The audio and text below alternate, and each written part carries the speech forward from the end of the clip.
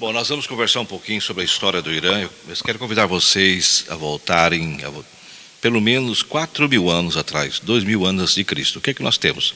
Nós temos um grupo de pessoas que eram chamadas de arianos, Arya ou Arian ou Arianes, como se diz em sânscrito, é uma palavra Arya, uma palavra que significa nobre. Pessoas de uma casta elevada. E não era um grupo só.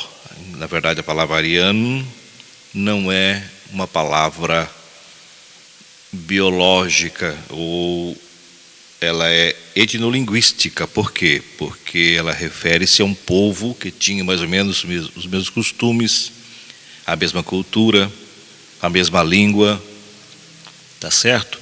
Só que não era um grupo étnico, como nós temos, por exemplo, os japoneses, os chineses, os coreanos. Não era isto. Por isto, quando os nazistas vão falar de arianos como sendo um povo superior, que eles queriam resgatar a raça ariana, não existe raça ariana. Foi um erro tremendo do nazismo, uma propaganda falsa. O que existiu lá no passado foi um grupo que se identificava como os ários, palavra que vem do sânscrito, que significa nobre. Ali dos ários você teve uma distinção. Aqueles que, por exemplo, que foram para o lado, migraram para o lado da Índia, são os indo-arianos, e outros protos-arianos, que foram para a planície e depois se tornou o Irã. Então a palavra Irã vem dos árias, das áreas que significa nobres, só isso. Mas o país, quando formou-se, não se chamou Irã, se chamava Pérsia, Parsa. Bom, até aí você já compreendeu bem como é que eles foram se juntando ali, vários grupos, várias tribos na época que estavam juntas ali, até que por volta do 6º século, 7º século, por volta do 7º século antes de Cristo, você tem Diócis, que era um desses persas. Ele unificou pelo menos 6 tribos e persas que estavam ali. Esse mapa mostra as tribos que ele unificou. Quando ele unificou as tribos, ele começou a ampliar o território. Pela primeira vez, em 678 a.C., nós tivemos o Império Persa, Diócis. Depois veio o neto dele, Ciárcides. Depois de Quiáxeres veio o filho dele, Astíages. Tudo até aqui você entendeu. Essa foi a dinastia, formou o primeiro império persa. Interessante que uma das tribos que ele unificou era a tribo Magi. Há estudiosos que pensam que essa tribo Magi poderia ser a ancestral dos magos do Oriente que foram visitar Jesus no Novo Testamento. Mas esse é outro assunto. Mas vamos voltar do 7º século antes de Cristo, que é anterior. Foi a época em que eles unificaram e cresceram. Toda essa parte verde foi a parte que eles dominaram. Então você tem 3 desses monarcas principais. Porém, Ciro, ele rebela-se contra o seu avô. Quem era o avô dele? O próprio Quiáxeres.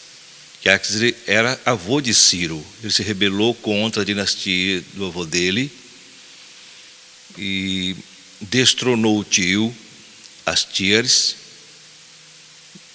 e Ciro tomou poder. Depois que ele tomou poder e governa sobre o Império Persa, aí vem Cambises II, o sucessor dele, amplia o Império Persa. Depois vem Dario I, que amplia mais ainda. Depois que ampliaram bem o Império Persa, olha o tamanho da Pérsia como ficou no 7º século antes de Cristo. Bom, essa parte em verde foi a primeira conquista de Ciro.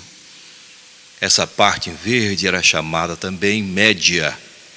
Ciro a conquistou, a Pérsia estava aqui embaixo. O império que Ciro conquistou tornou-se Medo-Pérsia, que juntou-se Média e a Pérsia. E quando eles estavam fortes, enquanto Medo-Persa, eles vieram, invadiram a Babilônia, tomaram todo o território da Babilônia, invadiram a primeira capital, Babilônia, que está acima tomaram todo o território babilônico, depois tomaram a Lídia, depois tomaram o Egito. Aqui está, Medo-Persian Empire. Depois aí se fica o tamanho do Império Persa naquela época. Países hoje como o Irã, Turquia, Israel, Egito, parte da Arábia Saudita, tudo isso, Emirado Árabes, todos esses países fizeram parte do grande e colossal Império Medo-Persa. E a Bíblia fala desses impérios. Aliás, uma coisa que vai surpreender vocês, talvez, que isso já estava profetizado na Bíblia Sagrada, e isso a gente já viu, né? Que está no livro de Daniel, e no livro de Isaías também fala. Vamos ver, quando você estuda o livro de Daniel, capítulo 2, eu sugiro que você estude as profecias de Daniel. Quem já comentou isso, já ouviu um comentário, sabe da importância do livro de Daniel como um dos livros proféticos.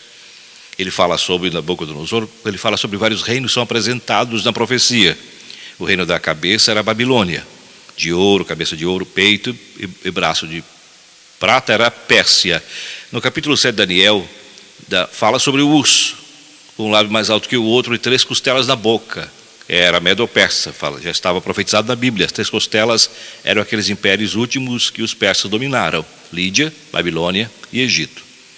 Depois você tem Daniel capítulo 8, a representação da Pérsia novamente por um bode com 2 chifres, um chifre maior do que o outro. Por que isso? Por que um chifre maior que o outro? Porque a Pérsia era menor do que a Média. E Dario, aliás, Ciro, acaba lutando contra o tio dele, que era mais poderoso do que ele. Haviam 2 poderes disputando ali, suportando o outro. Agora, a Bíblia já tinha profetizado a vinda de Ciro muito antes dele nascer.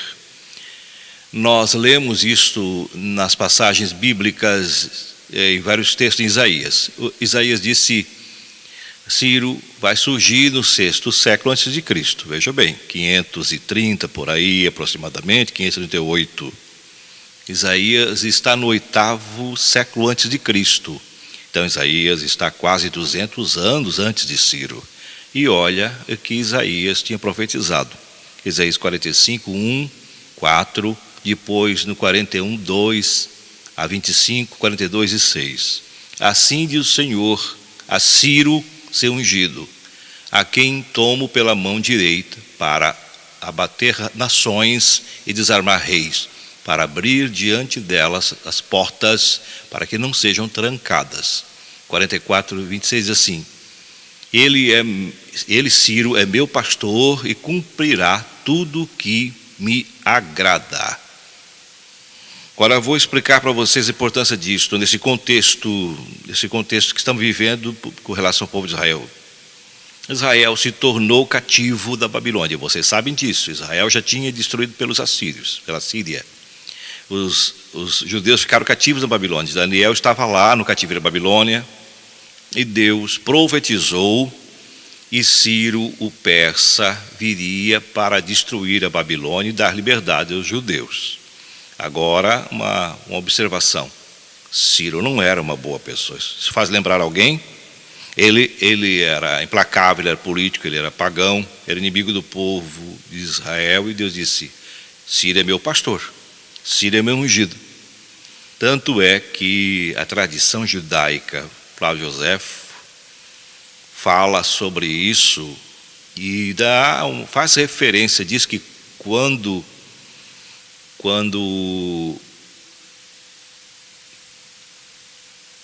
Ciro foi informado das profecias bíblicas escritas sobre ele, isso ampliou o desejo de libertar o povo judeu do cativeiro da Babilônia.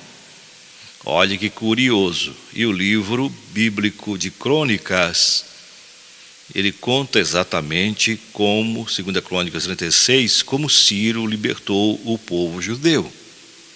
Então Ciro é mencionado na Bíblia várias vezes. Olha que ironia das ironias. O Irã, que vocês conhecem hoje, que hoje está em conflito, que hoje está pedindo a morte de Israel, e Estados Unidos hoje invadiu, com apoio de Israel. Foi o mesmo Ciro que libertou, mesmo Ciro persa que libertou o povo judeu. Dominou a Babilônia e libertou os judeus.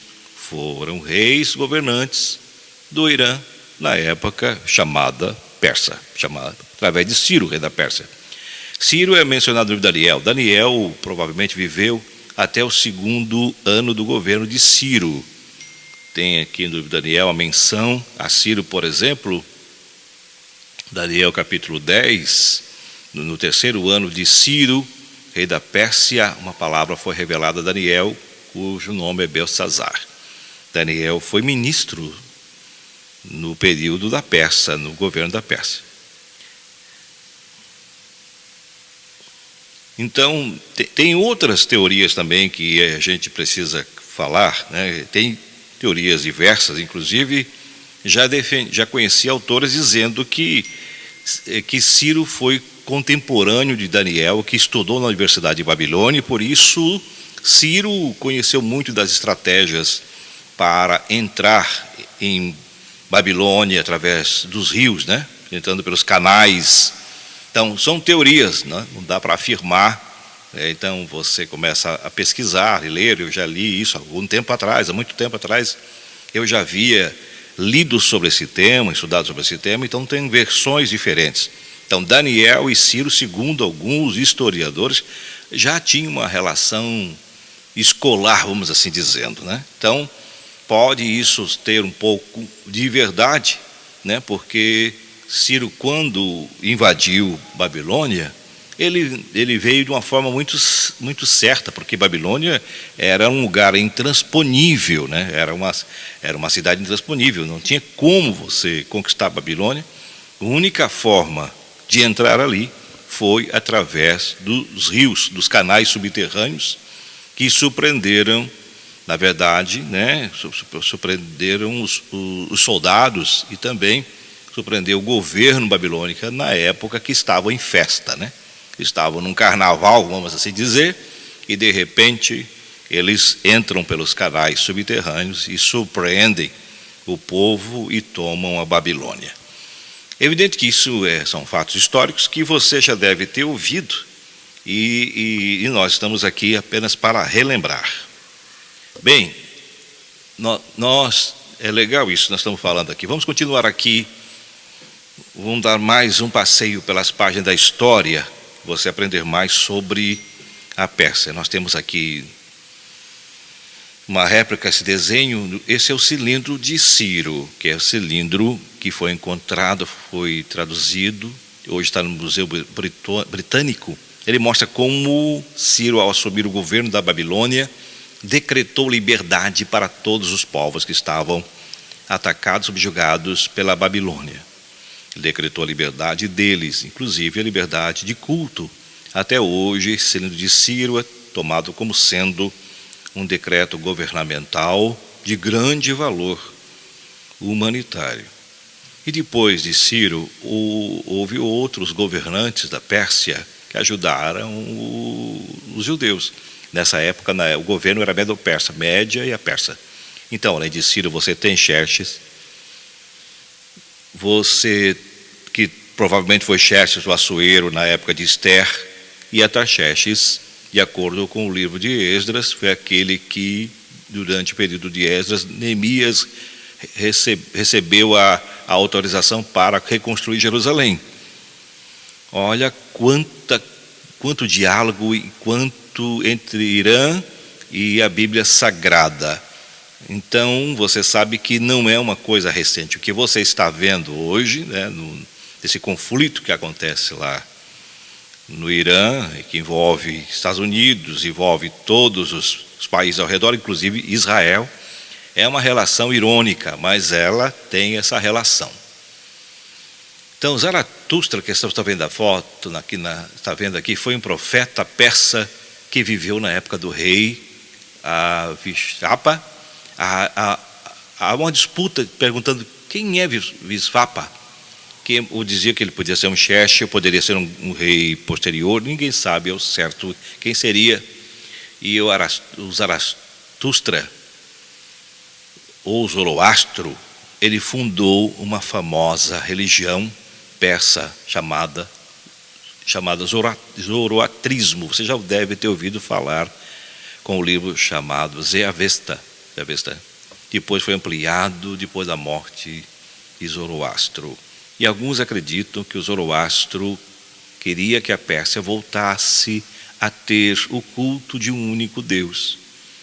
E embora o zoroastrismo seja uma religião politeísta, bastante politeísta, alguns acreditam que o politeísmo é um desdobramento posterior, mas que o próprio Zoroastro era monoteísta. E há tantas semelhanças entre ensinamentos judeus e do que encontramos ali na religião de persas de Zoroastro. Há 3 teses que são levantadas sobre as semelhanças. Primeiro, que os judeus copiaram a religião deles do zoroastrismo. Segundo, que o zoroastrismo copiou coisas do judaísmo. São teorias. E que é mera coincidência, eu vou falar também. O fato de que, por exemplo, a ideia de anjos, o zoroastrismo tem, a ideia de criação, você já percebeu, já leu sobre isso? Olha como ele estabelecia em capítulos a história do mundo. Está aí nessa imagem, dessa foto. Ele fala da história do mundo seria dividida período de tempo de 2000 anos. E que no período eterno, chamado Sennacherib, havia um único Deus supremo. E o seu nome, Ahura Mazda. Inclusive, aí em cima você está vendo, você tem um sinal da Ahura Mazda, lá mais a época posterior.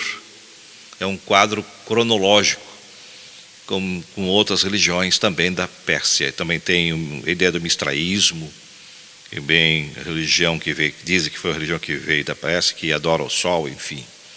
E no Sennacherib, o Zervan, Alcarana, que é a mesma coisa, o Ahura Mazda criou todos eles. Quando ele criou seres, ele fez a criação material, seres espirituais, chamados Travares. Esses Travares entraram numa guerra cósmica.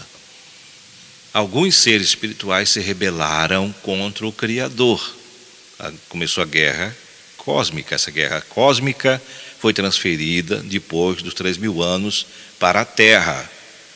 E o casal que aqui estava, chamado Machia e Machió, eles foram atacados pela guerra cósmica e eles caíram em desgraça. A Terra hoje experimenta morte, doença, sofrimento, porque faz parte da guerra cósmica daqueles seres espirituais que se rebelaram no céu contra o Criador. Muito parecido com a história de Lúcifer, não é? Que se rebela no céu contra Deus, conflito cósmico passa para a Terra quando Adão e Eva caem em pecado. Então, de acordo com o Zoroastro, depois de 3.000 anos, tem também a questão do dilúvio, a corrupção humana, a queda do ser humano, e depois de mais 3.000 anos apareceria de Zaratustra, o Zoroastro, e a vinda prometida de salvadores, Sayoshayan, e um salvador especial que viria para redimir a humanidade. E a remissão final culminaria os 2.000 anos de história na Terra, com retorno infinito purificado e ressurreição geral, vitória e retorno ao infinito purificado, chamado ressurreição. Então a Bíblia fala sobre ressurreição e aqui também fala de ressurreição. Muitos pensaram então que estas coincidências podem ter sido algum tipo de diálogo que houve entre o judaísmo e o zoroastrismo. Lembro quando já se falava sobre isso, né? Tudo isso que você já ouviu falar, dessas experiências, no 6º século, dos mages, eu tenho vindo um grupo de estudiosos de linha zoroástrica, que viu nas estrelas a profecia de que algo haveria de acontecer no mundo com relação à vinda desse Salvador que Zoroastro havia profetizado. Alguns teólogos trabalham com esta hipótese, é uma hipótese razoável, de que os magos do Oriente que vieram visitar Jesus poderiam ser magos persas. A rainha Esther, como citei, Há um debate sobre isso, em que época viveu a rainha Esther, depois de Dario I, na época de Xerxes. E uma curiosidade sobre a rainha Esther, que também viveu no Irã, na Pérsia, foi lá que os judeus foram libertados. Aliás, tem um grupo de judeus que moram no Irã e são muito bem tratados, moram ali perto, no local, numa cidade chamada Isfahan. E isso, eu vi recentemente uma matéria sobre isto, e li material, um grupo de judeus que eram pró-Irã e contra Israel. Vai entender agora essa incoerência. Eram judeus religiosos. Então, são teorias que a gente ouve, lê, mas você não pode lacrar, né, dizer assim, é isso ou aquilo. Mas a teologia é isso, né, é uma ciência também para ser estudada e também poder questionar. Mas vamos continuar aqui. Vai entender. Judeus religiosos. Aliás, já que eu falei da rainha Esther, na Irã tem até hoje os restos do palácio de Xerxes. Se ele foi o açoueiro que Esther menciona, foi nesse palácio que viveu a rainha Esther, toda a história ali. E o túmulo de Esther, que seu primo Mordecai, que conta algumas versões, inclusive, está lá no Irã. Mas realmente o túmulo da rainha Esther não dá para afirmar. É uma tradição iraniana, mas não tem nenhum relato arqueológico que confirme isso. Está longe de qualquer questionamento, mas apenas uma curiosidade que entre 2020 e 2024, um grupo de rebeldes queria destruir o túmulo da rainha Esther e do Mordecai e construir no local uma embaixada da Palestina. Esses túmulos estão na cidade de Ramadã, no Irã. O governo não deixou de destruir os túmulos e continuam lá. Interessante que, mesmo que eu não possa afirmar que sejam túmulos reais de Esther e de Mordecai, é um símbolo muito forte da história judaica, que está sendo preservado ali no Irã. Então você vê, antes de eu continuar, antes de falarmos da parte moderna do Irã, é um país de contraste, altos e baixos com relação à história de Israel. Sabendo que Esther veio depois de Daniel. O nome Assuero é um nome que veio tão genérico como Faraó, César, Shah, sabe como se fala? Shah, o Ayatollah, o César, que tem vários Césares, vários faraós, tem vários Assueros, mas isso dá muita dúvida nesse sentido. Então, são questionamentos. A verdade, então, quando você lê sobre Ciro, sobre Babilônia, como é que foi a vida do povo judeu em Babilônia, e é muito interessante a gente levantar isso. Eu sempre falo, inclusive em algumas mensagens, já preguei aqui, que o profeta Ezequiel foi um dos que começou a sinagoga lá dentro de Babilônia. Então, evidentemente, que aquilo que falamos das experiências trocadas pode ter, de repente, alguma troca, uma simbiose perfeita aí de troca de experiência, tanto de uma cultura persa, né, e também com a cultura judaica. Tanto que, a partir daí, quando surge o judaísmo efetivamente, quando surge a primeira sinagoga lá, foram palcos de discussões teológicas lá. Então, não, é uma coisa que começa lá. Por isso, olha a importância histórica do Irã, da Pérsia, né, da antiga Pérsia, o Irã hoje, para o mundo que vivemos, para a palavra de Deus, principalmente para a fé cristã, para aqueles que acompanham e querem aprender sobre a Bíblia Sagrada. E quando você faz uma análise geopolítica de tudo que acontece no mundo, você não pode ignorar o que aconteceu no passado. Mas está aí nu e patente para a gente comparar. Então, eu vou falar um pouquinho sobre a história moderna do Irã. Vamos tentar fazer um resumão para você entender um pouquinho esse contexto histórico. De 700 a.C. a 1501 depois de Cristo. Você tem a capital Ecbatana, onde tem a primeira formação do Império dos Persas, que houve a unificação das 6 tribos e ampliação do reino. Depois vem o Ciro, que rebelou-se contra o avô, e o tio dele tirou o seu tio do trono. O Ciro Grande, que é o segundo, cria o Império Persa Aquemênica, ou chamado Império Medo-Persa, porque ele domina as regiões da Média e da Pérsia. Claro, evidente. Ele que abarca o contexto bíblico de Daniel, Esdras, Neemias, os descendentes dele que você lê nos livros, nos profetas. Então já avançamos um pouco no tempo. Entendo parta quando eu... Então e já existe arqueológicos que comprovam isso, né? Depois veio outro que controla o Sassânida, que vai até 751. Depois de 751, você tem vários outros grupos tomando a Pérsia. Do 7º século até o 7º, 11, você tem o Império Árabe. Os árabes tomam conta da Pérsia, os árabes tomam conta, e depois do século 11 até o século 15, você tem outros grupos rivais, como por exemplo os mamelucos. Depois você tem os árabes que tomam conta, depois vem os otomanos tomam conta, e eu vi isso. Depois tem os mongóis, que você já viu isso até em filme, que eles eram chamados Gengis Khans, que dominam naquele período. Então a Pérsia ficou na mão de muitas forças e muitos, não vou dizer impérios, mas forças que dominavam. E foi uma época em que a Pérsia conseguiu uma certa independência. O islamismo se tornou religião oficial nesta época, nesse período já havia uma religião islâmica muito grande ali na Pérsia, desde o século VII em diante. Mas o islamismo se tornou a igreja oficial deles a partir de 1500. Isso foi uma forma de responder aos árabes, porque os árabes eram sunitas.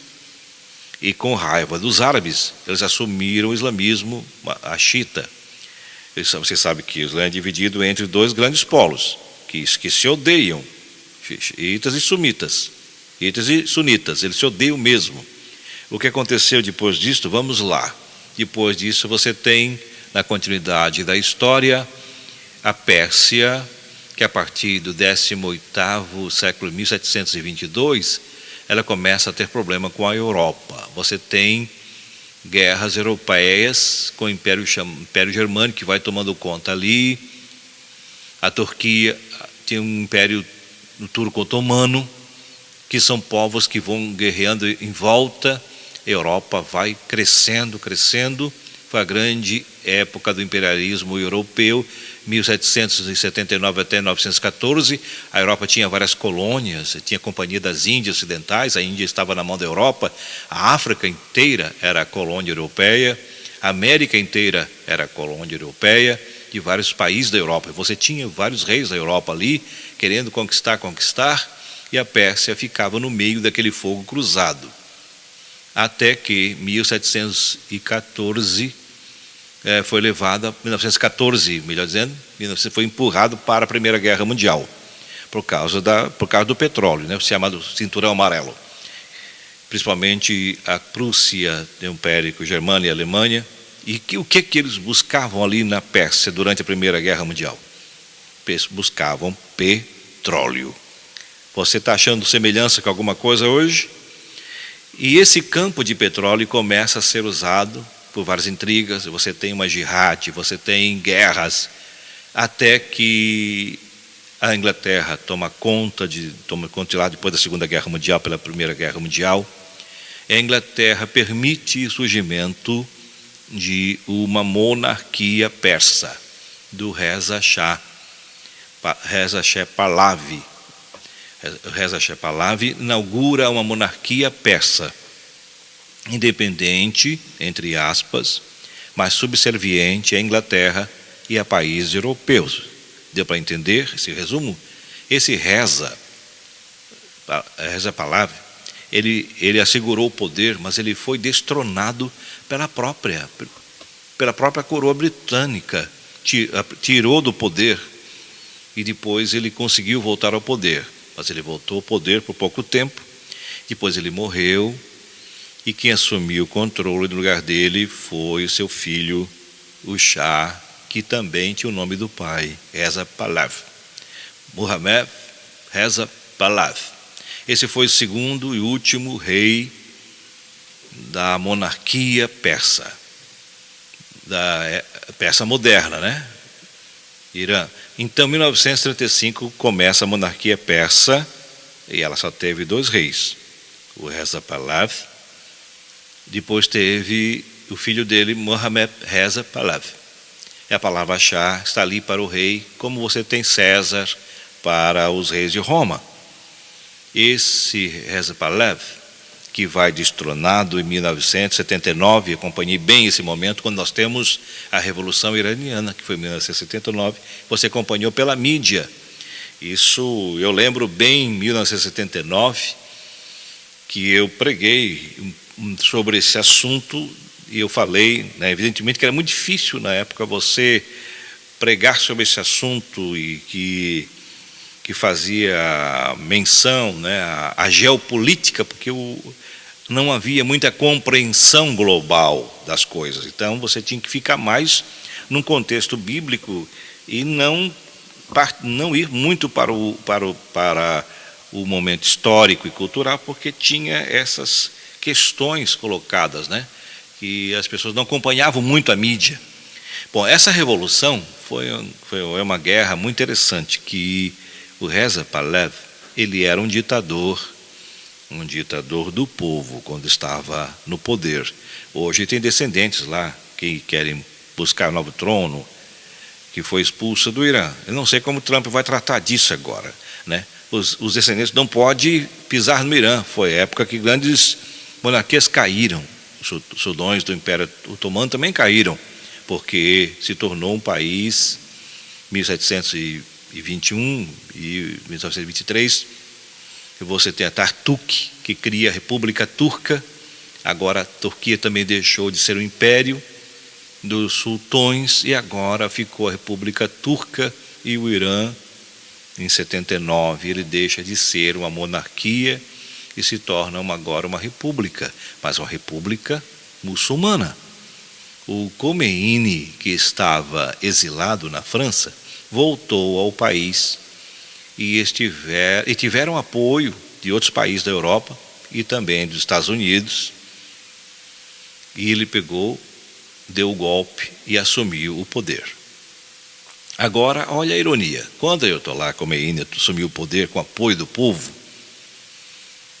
o rei Reza Pahlavi, ele tinha uma atitude diferente. O país era muito ocidental, em vários costumes, em várias coisas.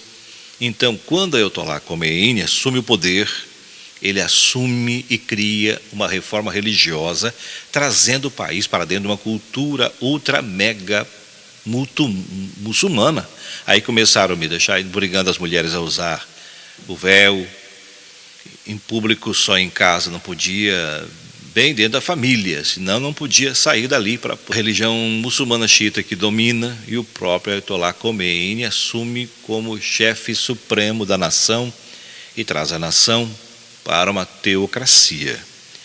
Bom, eu usei a palavra ironia, embora houvesse ajuda até dos Estados Unidos para o Ayatollah Khomeini, porque estavam inimigos do Reza Pahlavi. O Ayatollah Khomeini se voltou contra os Estados Unidos. E sabe quem ficou refém durante a Revolução? Os funcionários da embaixada americana e alguns cidadãos americanos no Irã, e não conseguiram sair antes da queda do regime. Isso em 1979. Alguns funcionários correram para a embaixada, a embaixada morrendo de medo, porque a qualquer momento a embaixada poderia ser tomada. E o Ayatollah Khomeini não mandou atacar a embaixada, porque ele tinha medo de um ataque militar dos Estados Unidos. Mas ele também não deixava as pessoas saírem da embaixada para tomar um voo para sair do país. Então, todos ficaram reféns da embaixada americana, alguns cidadãos americanos, alguns funcionários, o próprio embaixador, E aí o que os Estados Unidos fizeram para libertar as pessoas que estavam presas ali? Essa foi uma história muito interessante, uma das histórias muito interessantes da espionagem. São fatos que vão acontecendo paralelamente. Essa história do Templo Arkham aconteceu em 1979, quando teve essa tomada de poder. Aí, o Ayatollah Khomeini ficou movimentando e criando o país com a teocracia, ditadura de ferro, até que o Ayatollah morre, e quem assume o cargo de líder supremo foi o Ayatollah Ali Khamenei, que foi morto agora pelos Estados Unidos, juntamente com Israel. E a população já estava querendo, boa parte dela, querendo sair desse regime. Então, o que se fala hoje, o que se vê hoje que está acontecendo lá no Oriente Médio, é exatamente uma continuação dos cumprimentos proféticos e também fatos que seguem uma certa norma, uma certa lógica. Então, evidentemente que agora o fato está criado, está Israel envolvido até o pescoço nessa guerra, os Estados Unidos também, temos aí problema que nós vamos enfrentar com essa queda do Ayatollah Ali Khamenei, pela sua morte, e aqueles outros que morreram, e evidentemente que esse momento de transição vai trazer para o mundo um certo problema, principalmente com o problema de energia, que é o combustível, que vai faltar, porque é ali segurar o possível para dificultar a vinda de petróleo para o Ocidente e também toda a região. Então, evidentemente que vai aumentar o preço do petróleo. Hoje já a previsão que pode chegar a $100, e evidentemente que até que no Brasil também teremos já problema, porque vai aumentar o combustível, e aumentando o combustível não é só a gasolina, não é só o diesel, evidentemente não só os derivados de petróleo, aumenta tudo, porque transporte precisa de combustível, o combustível, a gasolina não é só para movimentação de veículos, também tem todas as derivações desse combustível para a economia mundial. Então, nós estamos diante do impasse, nesse momento de transição, onde a guerra está vigente, ainda lá. O presidente dos Estados Unidos está declarando que tem fôlego para segurar essa guerra, mas internamente a economia americana também já está sofrendo. Imagina os países do terceiro mundo quando chegar o momento de ter que importar mais petróleo e o preço do barril estiver próximo de $100, por exemplo. Nós estamos aqui no dia 7 de março de 2026, então nós teremos que aguardar para ver como será. Se essa guerra, se esse conflito, vamos tirar a palavra guerra aqui, se esse conflito continuar, evidentemente que isso vai trazer consequências maiores. A pressão popular com relação a essa situação nos Estados Unidos é muito forte contra o presidente dos Estados Unidos, Donald Trump, porque está afetando a economia local, Evidentemente que tudo está aumentando, não combustível e toda a sua economia em geral. Então, nós vamos ter que aguardar para ver o que vai acontecer, mas sabemos que as coisas não ficarão melhores, porque se continuar assim, isso pode gerar uma crise mundial que vai realmente dar uma grande arrefecida na economia em todo o planeta. Por isso, nós temos que ficar atentos, porque temos conflito já com a Rússia, a Ucrânia, temos conflito com Irã e Israel, temos episódio dos Estados Unidos na América Latina, e tudo isso vai criando um palco muito favorável para os cumprimentos das profecias nos últimos dias que estamos vivendo. Então nós vamos continuar aqui pensando, né, e conversando sobre isso e avaliando. Quando o Ronald Reagan, quando ele encontra, talvez você já ouviu falar do escândalo do Irã contra, do Stargate, na época de Ronald Reagan. Você já ouviu falar sobre isso, né? Com certeza. Então, vou tentar falar um pouquinho, pode ser que alguém queira saber disso. Olha como é complicada. Quando teve a queda do regime do Reza Pahlavi e a Ayatollah Khomeini assumiu, os Estados Unidos ficaram vendo que o Irã era inimigo. Aí eles colocaram embargo econômico contra o Irã. Só que enquanto eles colocaram embargo econômico no Irã, isso em 1980, um ano depois da Revolução, começou a surgir um outro mini ditador no país vizinho chamado Iraque. Esse ditador chamava-se Saddam Hussein. E começou uma guerra no Irã contra o Iraque. E nesta época, os Estados Unidos fez uma coisa. Ele deu armas para o Iraque combater o Irã, porque era interesse da política americana que o Irã perdesse a guerra. Então, os Estados Unidos começaram a armar o Iraque. Mas a coisa não para aí. Embora os Estados Unidos oficialmente fosse aliado do Iraque na guerra do Irã, que foi 80, 88, guerra Irã-Iraque, eles também contrabandeavam para o Irã armas. Isso foi um escândalo no governo Reagan. Quem acompanhou isso lembra que oficialmente os Estados Unidos eram aliados do Iraque. Estava armando o Iraque para destruir o Irã. E na época a propaganda americana o Irã é uma ditadura, temos que acabar com o Irã, vamos armar o Iraque, vamos libertar o povo, sabe? Vamos ajudar também o povo que está ali, entre aspas. Só que eles estavam ali também mandando armas para o Irã, que é próprio dos Estados Unidos, que fez isso a vida toda.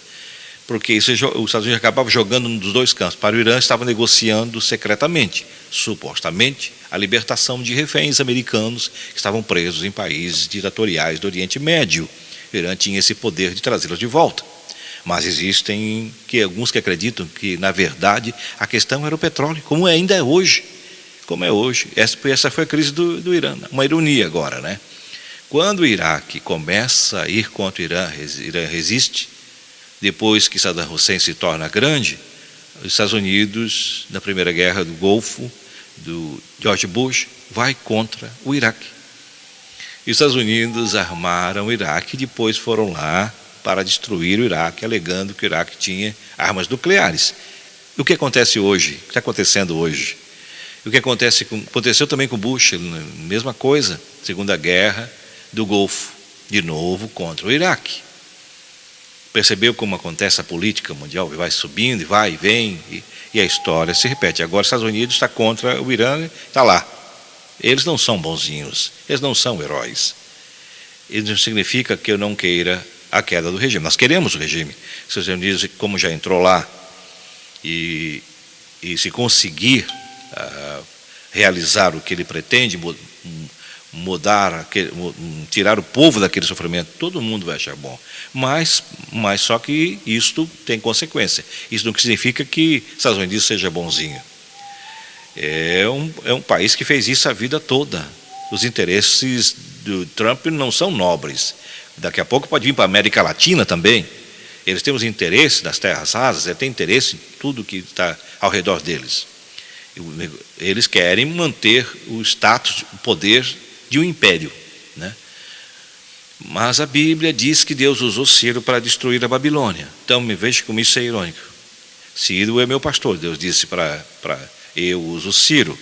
Depois Artaxerxes deu autorização para o povo de Israel voltar, e Deus usou novamente a Pérsia. Então, na verdade, Deus está na soberania da história. Deus não joga as peças do tabuleiro como se nós fôssemos robôs. Eu acredito no livre-arbítrio humano, mas dentro do arbítrio humano, a soberania de Deus não pode ser mudada. Deus consegue estabelecer os seus planos, mesmo sem transformar os seres humanos em marionetes. Então, por isso é importante a gente estar acompanhando o cenário de hoje. O ser humano pode resistir, chamar de Deus, pode cuspir em Deus, mas o plano de Deus vai se realizar, de uma maneira ou de outra. É isso que você tem que entender. Deus respeita a sua decisão. Se você não quiser não ficar do lado de Deus, mas o plano de Deus vai se cumprir de um jeito ou de outro. Nabucodonosor era um rei hostil. Deus usou Ciro para punir, né? Então, houve sempre Deus usando, está na Bíblia. A Bíblia fala, entra no Novo Testamento, que a nossa guerra não é contra poderes desse mundo, nessa carne contra o sangue, mas contra hostes celestiais. E que Jesus falou que o nosso reino não é desse mundo. O cidadão fiel a Deus precisa cumprir seu papel de cidadania, exceto a não ser que a cidadania seja contra as coisas de Deus. O cristão tem que viver corretamente, tem que cumprir as regras do seu país, tem que ser honesto em tudo. Tem obrigação perante Deus você ser honesto. Se amanhã o país disser, amanhã todo mundo vai ter que prostrar diante da imagem do rei, você não vai fazer. Porque aí você não pode transigir, como Daniel não transigiu lá estando enfrentando Nabucodonosor naquela época, o Império Babilônico. Eles não obedeceram, por isso Deus honrou. Deus pode hoje usar os Estados Unidos para derrubar o regime, como está fazendo. Por exemplo, o primeiro passo foi dado. Agora, mesmo que aconteça que se coloca lá um próximo rei lá, que seja teocrático ou não, seja alguém que ele possa manipular para manter os seus interesses. Então, veja bem. Então, nós vivemos esse quadro, e esse quadro permanece, e estamos vendo acontecer esse movimento todo, não só nos Estados Unidos, mas tudo que acontece ao redor, né? Paralelamente também, a questão dos valores que estão se diluindo, tudo aquilo que a gente vê de permissividade, de pecado, e tudo aquilo que se vê que está fora da vontade de Deus. Então, nós percebemos que o palco está formado para nos encaminharmos para um momento, né? Momentos finais dos cumprimentos do Apocalipse. Por isso a Bíblia diz para estarmos vigilantes, prestando atenção, né? Jesus usou o exemplo da figueira para aquela guerra dos anos 70, mas a figueira vai servir para hoje também, você olhando esse palco mundial, para você prestar atenção no que está acontecendo, para você se voltar mais para Deus, para o seu próximo, para nós termos dias melhores e estar preparado para a vinda do Senhor Jesus Cristo. Então, você que está acompanhando aqui, ouvindo atentamente, saiba que este é o nosso papel, sermos portadores dessa mensagem, e nós não podemos abrir mão e nem nos furtarmos de alertar o nosso irmão. Então, nós precisamos falar para o vizinho, para o amigo, o que está acontecendo.